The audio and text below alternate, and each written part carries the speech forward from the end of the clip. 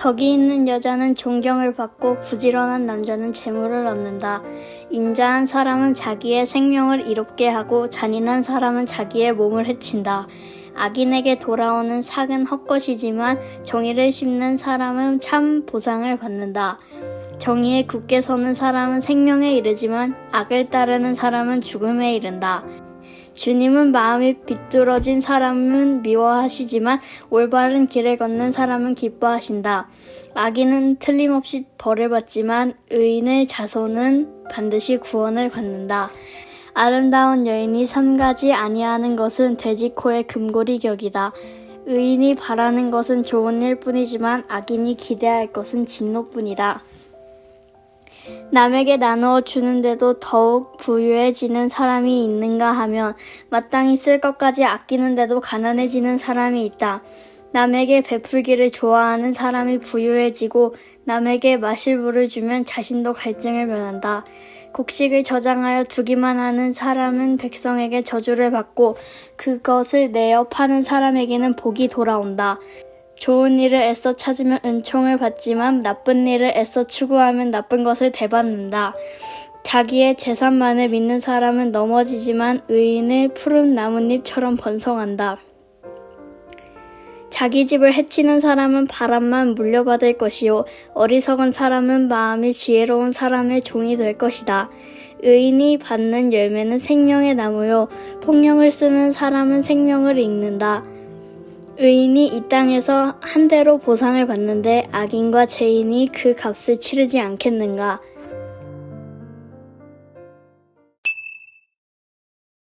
네, 여러분 잘 지내고 계시죠?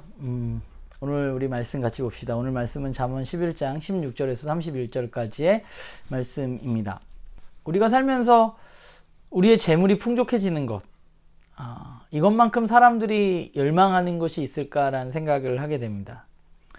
오늘 본문을 잘 보면 그 돈, 재물에 대한 이야기가 많이 나오고 있어요. 오늘 잠언은 재물을 풍족하게 하기 위한 방법을 우리에게 알려주고 있는 듯 합니다. 그 이야기를 살펴보면 이런 거죠.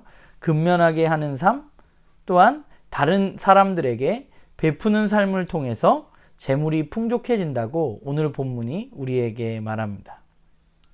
그래서 사람들은 때때로 이 구절을 인용해서 더 근면한 삶, 또 다른 이들에게 베풀면 하늘에 상급이 쌓여서 더 많은 재물을 얻을 수 있다는 논리로 이 말씀을 받아들이기도 합니다. 그런데 오늘 본문에서 재물에 대한 매우 중요한 태도에 대해서 한 가지를 더 이야기하고 있어요. 28절에 보면 이렇게 말하죠. 자기의 재물을 의지하는 사람은 패망한다 라고 말합니다. 재물을 더 많이 모으기 위해서 근면 성실한 삶, 재물을 더 많이 모으기 위해서 다른 이들에게 자신의 것을 베푸는 삶을 사는 것은 잘 생각해 보면 누가 보아도 재물을 의지하는 삶입니다. 재물을 의지하는 사람이 돈을 모으기 위해서 성실히 사는 것이고 돈을 모으기 위해서 투자하듯이 다른 어려운 사람들을 돕는 것입니다. 저는 그건 재물을 의지하는 삶이라고 생각합니다. 우리가 잠언을 읽으면서 오해하지 말아야 합니다. 재물이 우리의 삶의 중심이 되어서는 안 됩니다. 우리가 걸어가야 할 길은 더 많은 돈을 얻어서 부유하게 되는 것이 아니라 오늘 본문에 이야기하듯이 하나님이 기뻐하시는 삶, 올바른 길을 걷는 삶이라고 말하고 있어요. 그 올바른 길은 공의를 행하는 삶이죠. 그리고 오늘 본문은 우리가 그런 의인의 삶을 살아갈 때 그에 대한 열매를 누릴 수 있다고도 말합니다. 사실 오늘 본문이야말로 굉장히 인과응보적인 삶을 우리들에게 이야기해주고 있어요. 악인은 악인대로, 의인은 의인대로 그 삶의 결과물들을 얻게 될 것이라고 말합니다. 우리가 구약 성경을 읽어보면, 특별히 신명기적 사관에 의해서 쓰여진 구약 성경을 읽다 보면, 성경은 우리에게 하나님을 잘 믿으면 하나님이 우리에게 복을 주신다, 이런 인과응보적인 신앙으로 우리는 성경을 읽을 수 있습니다. 오직 주님만 바라보고 그분을 의지하면 복을 누릴 수 있다고 우리에게 이야기합니다. 오늘 지혜서인 잠언도 하나님을 의지하는 신앙에 대해서 공의의 삶을 굉장히 강조하고 있습니다. 공의의 삶을 행하면 우리는 그에 대한 보상을 받는다고 말합니다. 어제도 얘기했지만 성경이 말하는 것이 우리의 삶과 무관한 것이 아니에요. 그냥 하나님의 말씀인 성경이 우리에게 하나님께 제사만 잘 드리라고 이야기하는 것이 아니라, 성경은 제사는 물론이거니와 하나님의 백성의 삶을 언제나 강조하고 있습니다. 그래서 공의의 삶을 살아야 하는 것이죠. 공의의 삶을 살면 생명과 구원이 주어진다고 오늘 잠언은 말합니다. 그리고 악인도 마찬가지죠. 악인도 그 행동에 대해서 대가를 치르게 될 것이라고, 책임을 지게 될 것이라고 말합니다. 그게 오늘 잠언이 우리에게 이야기하고 있는 거예요. 그런데 저는 이 말도 우리가 오해해서는 안 된다고 생각합니다. 우리가 의인의 삶, 공의의 삶을 살면 그러면 구원과 생명이 우리에게 이루어지는가? 저는 그게 다는 아니라고 생각해요. 왜냐하면 거기에 중요한 한 가지 큰 전제가 깔려 있는데, 그게 뭐냐면 바로 하나님이십니다. 우리가 잠언 1장부터 9장을 살펴보면서 뭐에 대해서 얘기했죠? 그 지혜, 의로운 삶은 어디서 와요? 하나님을 경외하는 것에서 온다고 말했습니다. 하나님 없는 의인의 삶은 불가능합니다. 그렇기 때문에 오늘 잠언이 말하는 의인의 삶을 살면 생명에 이르고 구원에 이른다는 말은, 결과적으로는 하나님 없는 의롭고 올바른 삶이 우리를 생명과 구원으로 이끌어가는 것이 아니라, 하나님을 알고 그분을 경외하는 삶의 토대 위에, 그 위에 우리가 그분으로 인해서 의로운 삶을 살게 될 때, 결과적으로 그분이 우리에게 생명과 구원을 주시는 것이죠.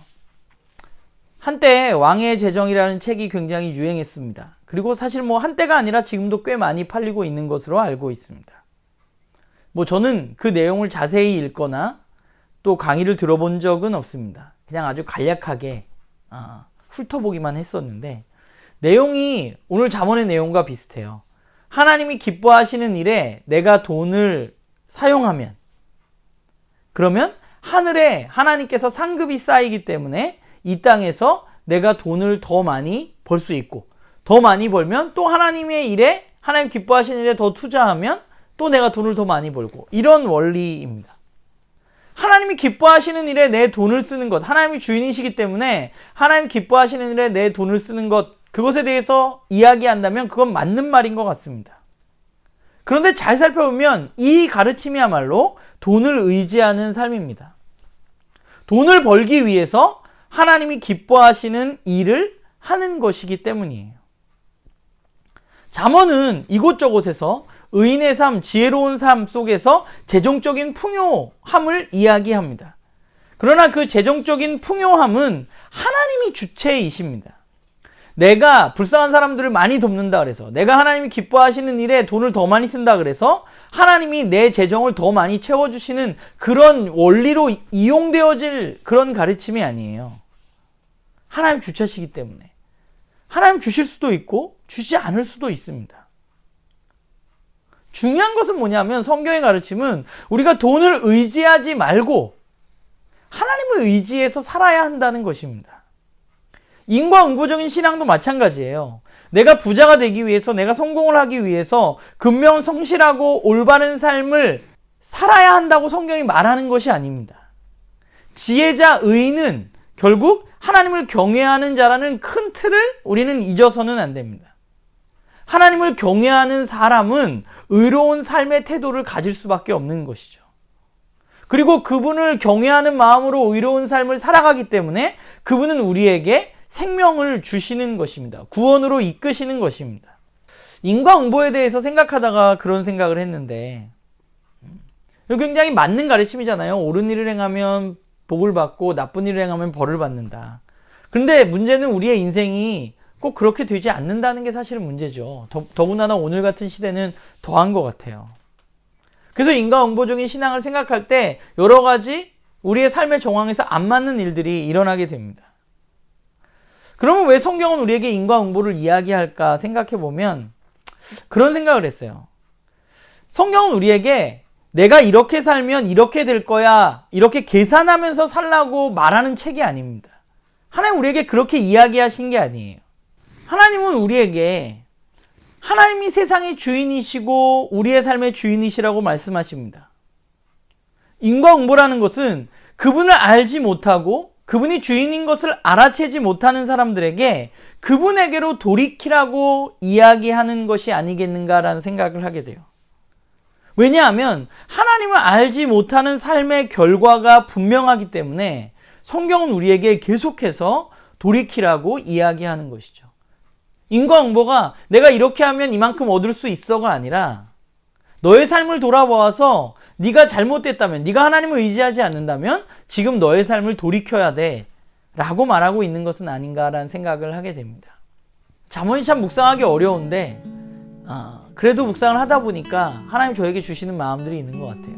오늘도 하나님 저에게 넌 뭘 의지하고 사니? 너의 신앙생활은 어떠니?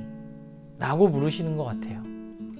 나눔교회 식구들에게는 하나님이 오늘 말씀을 통해서 어떤 질문을 하시는지 잘 모르겠습니다. 하나님이 하시는 이야기에 우리가 귀 기울이고 하나님이 하시는 질문에 나의 삶을 돌아보는 것, 그것이 바로 우리가 해야 할 일이죠.